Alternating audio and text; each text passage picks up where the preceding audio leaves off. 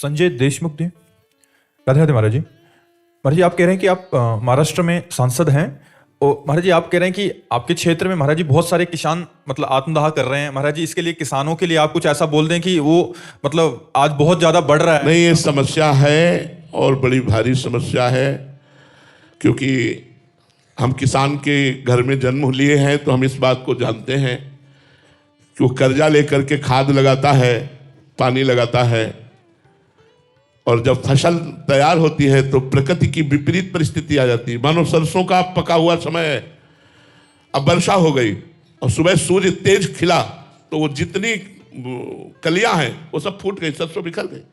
अब गेहूं गलेथ में है, पकने को है, पानी और वायु आया, गेहूं गिरा, उसका वजन खत्म उसका। अब वो बेचारा कर्जा लेकर के खेती किए है, कर्जा लेकर खाद पानी लगाया है, बेटी का ब्याह करना है, बच्चों को पढ़ाना है, अब उसको एक ही रास्ता सूझता है।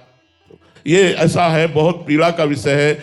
इसे तो आप लोग किसानों का सहयोग करें तो बचाया जा सकता है। उनको ये विश्वास दिला करके कि हम आपका सहयोग करेंगे, आपकी फसल की हानि हुई है तो ही बचाया जा सकता। नहीं, आप सच्ची मानिए, हमने देखा है बैठ करके रोते हुए, सब फसल नष्ट हो गई। अब बैठ करके कि अगले साल बेटी का ब्याह है, बच्चों की पढ़ाई लिखाई कैसे, क्योंकि अन्य कोई आय साधन नहीं पैसे का, वही किसानी साधन है।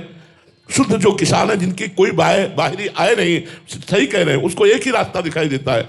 जब उसकी फसल नष्ट हो जाती है जब प्रकृति के द्वारा, तो फिर वो कहाँ से कर्जा, ऊपर से किसान आदमी का बहुत हालत।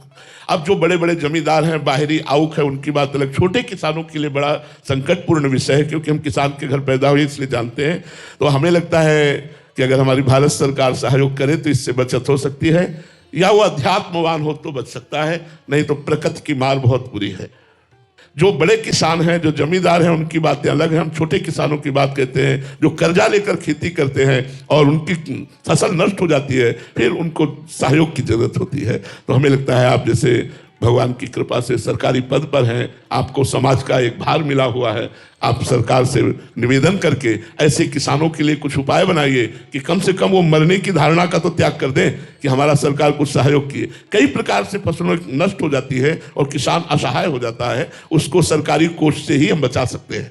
और तो कौन सहयोग कर सकता है? सरकार ही हमारे अपने कोष से किसानों को ऐसी परिस्थिति में जिनकी फसल नष्ट हो गई है, जो बड़ी ऐसी अवस्था में कि उनको करने की सोच आ गई है, उनको बचाया जा सकता है। दूसरा कोई उपाय नहीं है।